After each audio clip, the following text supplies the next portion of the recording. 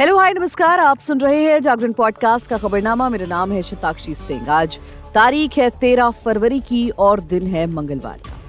13 फरवरी जैसे ही आज की सुबह होती है वैसे ही 250 किसान संगठनों से जुड़े किसान दिल्ली कूच करने लगते हैं। राजधानी में किसानों की एंट्री रोकने के लिए दिल्ली में लगे राज्यों के बॉर्डर सील कर दिए जाते हैं। सड़कों पर कीलें ठोक दी गई, कंक्रीट के बड़े बड़े ब्रेकर और कंटीले तार लगा दिए गए, अस्थायी जेलें भी बनाई गई। लेकिन ये सब कुछ जिस किसान आंदोलन को रोकने के लिए हो रहा है उसकी मांगें और नेता 2 साल पहले हुए किसान आंदोलन से अलग हैं। तो ऐसे में सवाल ये उठता है कि इस बार किसान आंदोलन की वजह क्या है और ये आंदोलन पिछले बार से कैसे अलग है। आपके इन सभी सवालों के जवाब आज हम आपको खबरनामा के इस एपिसोड में देने वाले हैं। लेकिन उससे पहले खबरें जान लेते हैं। तो फिलहाल समय है सुर्खियों का। कांग्रेस देगी एमएसपी की किसान गारंटी। किसान आंदोलन के बीच राहुल गांधी ने यह वादा किया है। सुप्रीम कोर्ट ने अडानी समूह को लेकर 3 जनवरी को सुनाया था फैसला। अब याचिका दायर कर विचार करने की मांग। 1 करोड़ घरों को 300 यूनिट मिलेगी मुफ्त बिजली, पीएम मोदी ने की घोषणा।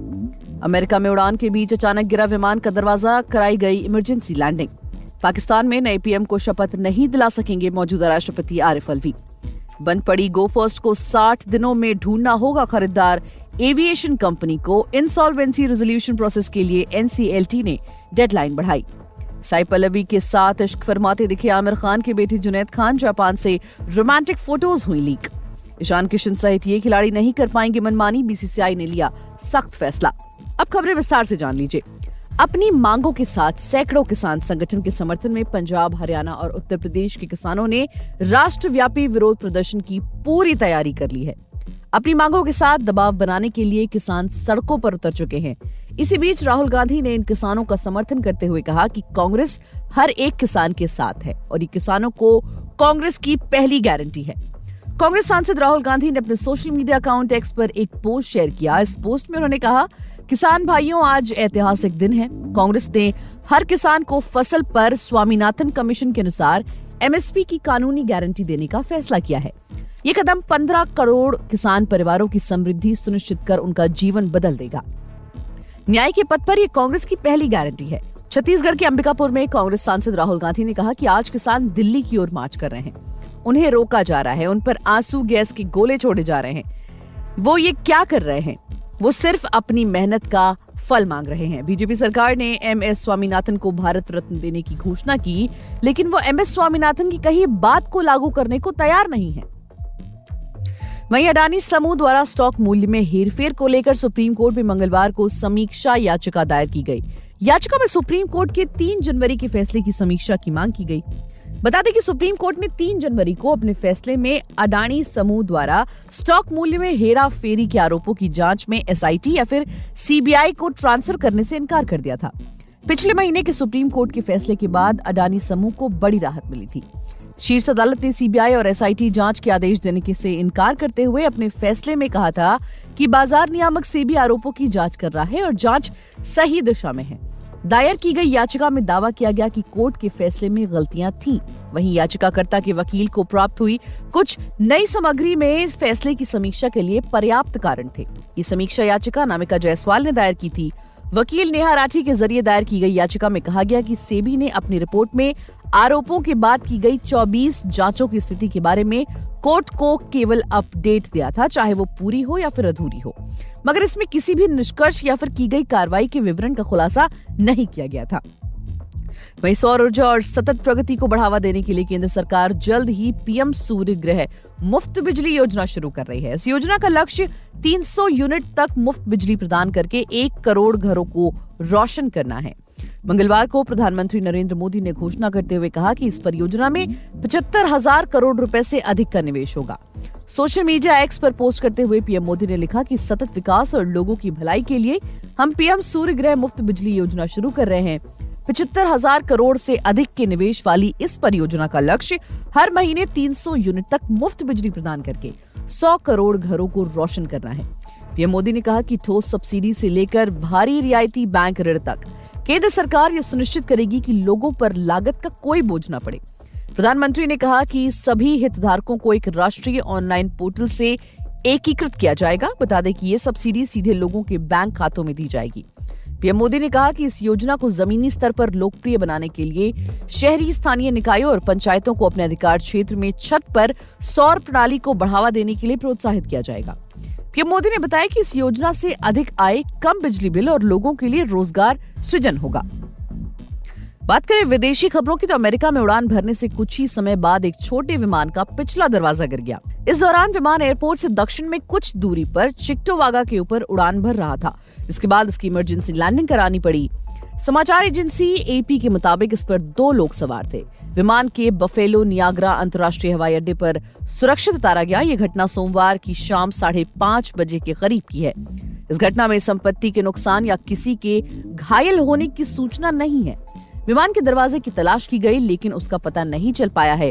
इससे पहले भी इस तरह का एक मामला सामने आ चुका है। अलास्का एयरलाइंस की एक फ्लाइट की खिड़की उड़ान के दौरान 16,000 फीट की ऊंचाई पर अचानक निकल गई थी। आनन फानन में विमान की वापस पोर्टलैंड में इमरजेंसी लैंडिंग करवाई गई थी।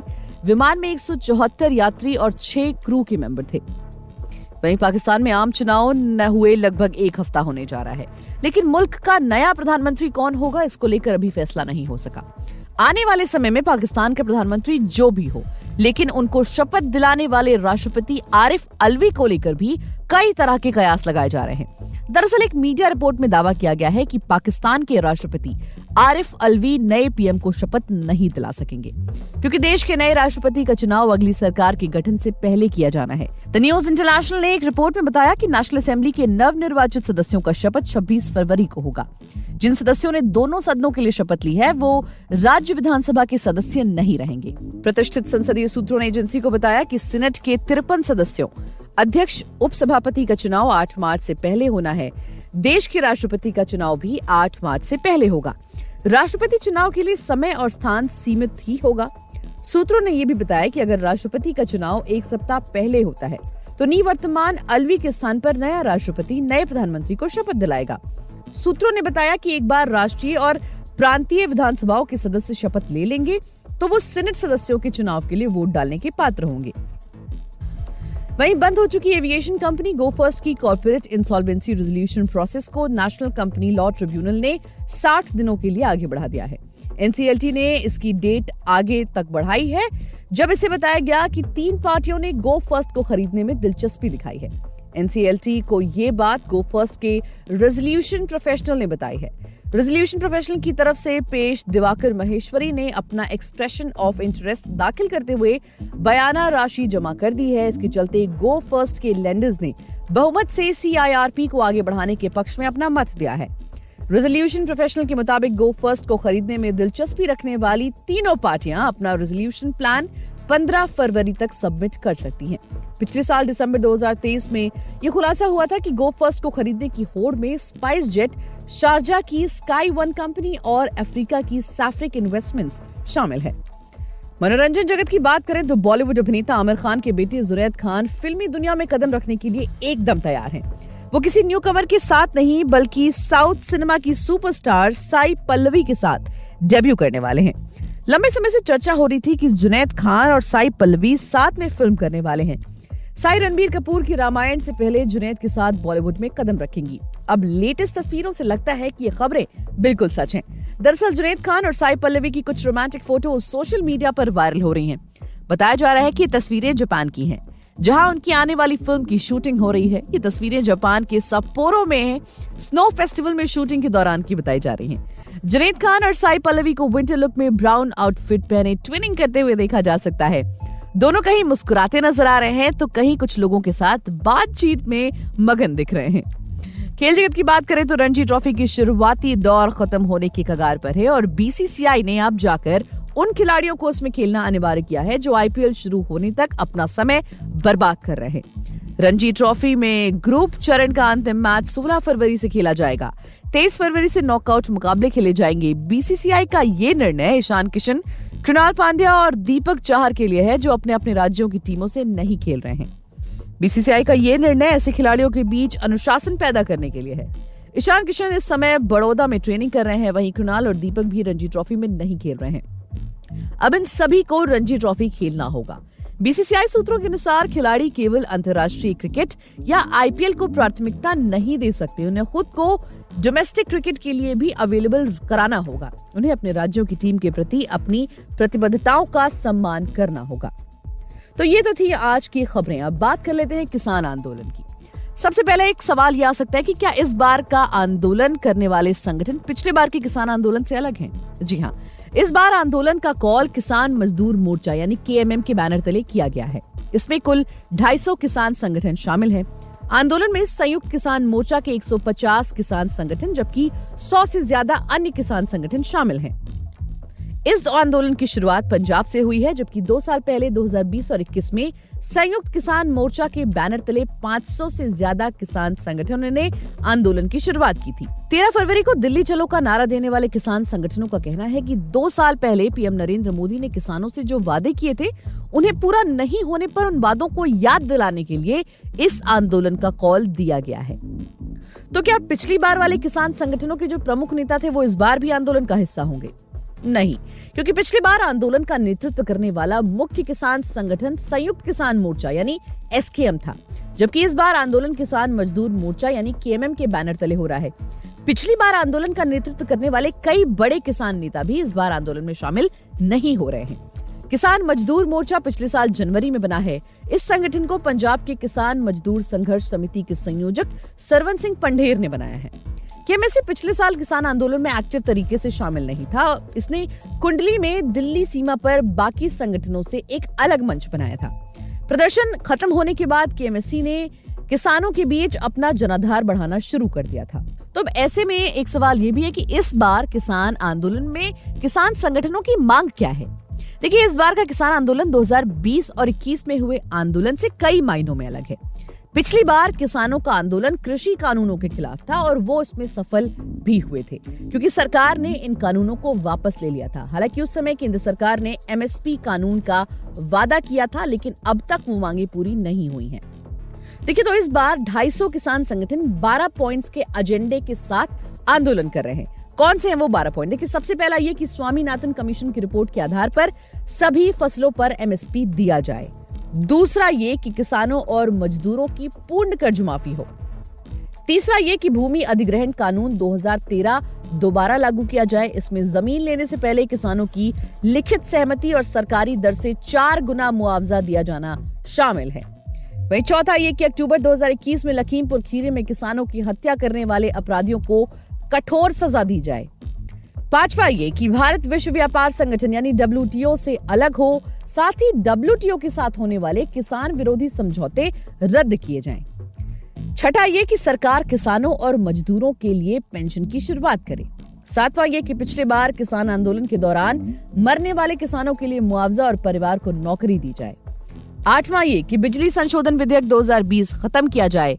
नवा ये कि मनरेगा के तहत हर साल 100 के बजाय 200 दिन रोजगार की गारंटी दी जाए। साथ ही 700 रुपए की दैनिक मजदूरी तय की जाए। 10वां ये कि नकली बीज, कीटनाशक और उर्वरक बनाने वाली कंपनियों पर सख्त एक्शन लिया जाए। 11वां ये कि मिर्ची और हल्दी जैसे मसालों के लिए राष्ट्रीय आयोग बनाया जाए। और 12वां ये कि जल, जंगल और जमीन पर मूल निवासियों या आदिवासियों के अधिकार सुनिश्चित हों। तो फिर सरकार और किसान संगठनों के बीच बातचीत कहां पर अटकी है? देखिए, 12 फरवरी की देर शाम चंडीगढ़ में किसान नेताओं के साथ केंद्र सरकार के 3 मंत्री पीयूष गोयल, अर्जुन मुंडा और नित्यानंद राय की बातचीत शुरू हुई। करीब 5.5 घंटे की चर्चा के बाद बातचीत रात करीब 11:30 बजे बिना किसी नतीजे के खत्म हो गई। इस बैठक में किसान नेताओं की 2 मुख्य मांगों एमएसपी गारंटी कानून और कर्ज माफी पर सहमति नहीं बन पाई। देर रात बैठक से बाहर आने के बाद केएमएम के संयोजक सरवन सिंह पंढेर ने कहा कि सरकार हमारी मांगों पर सीरियस नहीं है, उनके मन में खोट है, वो सिर्फ टाइम पास करना चाहते हैं। हम सरकार के प्रस्ताव पर विचार करेंगे, लेकिन कल सुबह दिल्ली कूच करने के ऐलान पर कायम है। उधर किसानों को सुनने के बाद केंद्रीय मंत्री अर्जुन मुंडा ने कहा कि बातचीत के जरिए हल निकलना चाहिए। कुछ ऐसे मामले हैं जिन्हें सुलझाने के लिए कमेटी बनाने की जरूरत है। और इस तरह आज किसान दिल्ली में कूच कर गए हैं और तमाम बॉर्डर, दिल्ली से जुड़ने वाले तमाम बॉर्डरों को बंद कर दिया गया है, सील कर दिया गया है। तो आज के लिए फिलहाल इतना ही। देश और दुनिया की तमाम खबरों को जानने के लिए जुड़े रहिए हमारे साथ और सुनते रहिए जागरण पॉडकास्ट का खबरनामा।